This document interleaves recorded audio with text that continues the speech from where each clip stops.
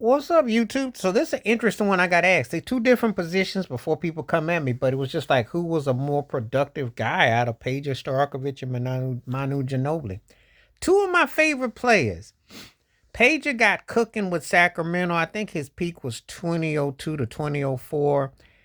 He really got cooking. He did win a ring for Dallas with Dallas in 2011.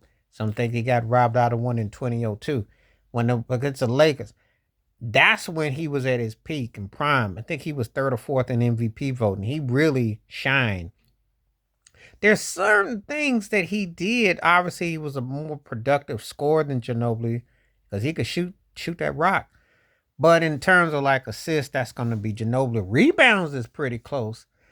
Postseason, they kind of trade off in some spots. Now, before people come at me and say, well, they play two different positions, well, duh. But they were very prolific. They were very productive. They were very engaging, and they had a lot of play off the ball. So even though it's two different positions, I still take in consideration what they meant. And they were each team's, I want to say, third option, in a way. So it's a matter of which one you thought that you got the most out of. I thought Ginobili was very pivotal with a lot of things he did, sometimes off the bench, sometimes with starting. He was a strong balance with Tim Duncan and Parker, and sometimes he could take over. So, but Pager could too. So it's all depends on how you look at it. Who was more of an overall offensive force? Who caused more problems defensively? I think the offensive side, I got to give it to Page. I think the defensive side, I got to give it to Ginobili.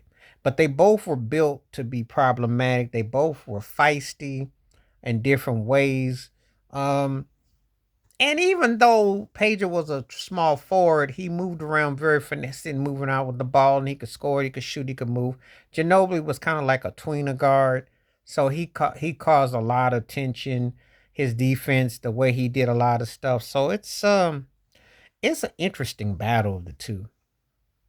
I think it's an interesting battle. I think that it's one of those kind of battles that you sit there and you're kind of like pondering, like, uh, I could see this being an interesting question, as odd as it may be, because if you start thinking about in positioning, but when you think about their impact for both teams was felt.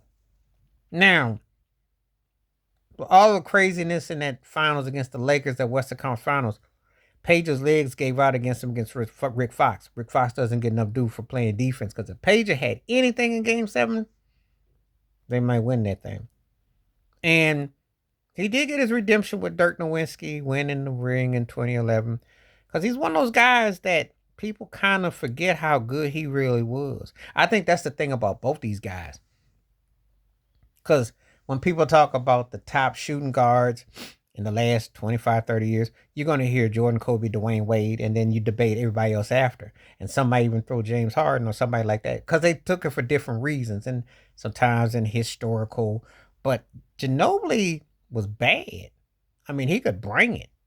He could score, he could defend. He did all the dirt and then he dirtied it up and then he could flop real good. He was versatile with his thing. Pager was underappreciated as a rebound assistant, the things that he would do. Everybody knew about the 3-point shooting, the shooting, but he did the little things. So it's a good debate of who do you think had a better NBA career. So Peja Stojakovic, Manu Ginobili. Ginobili won quite a bit in San Antonio, was pivotal. Peja was important wherever he went. Please like, subscribe, welcome thoughts, comments, and I do respond. Thank you. Wash your hands, keep your mind clear, watch out for another. Share it if you like, and hit that membership. Stay safe, stay blessed, stay woke, stay free, in my peace.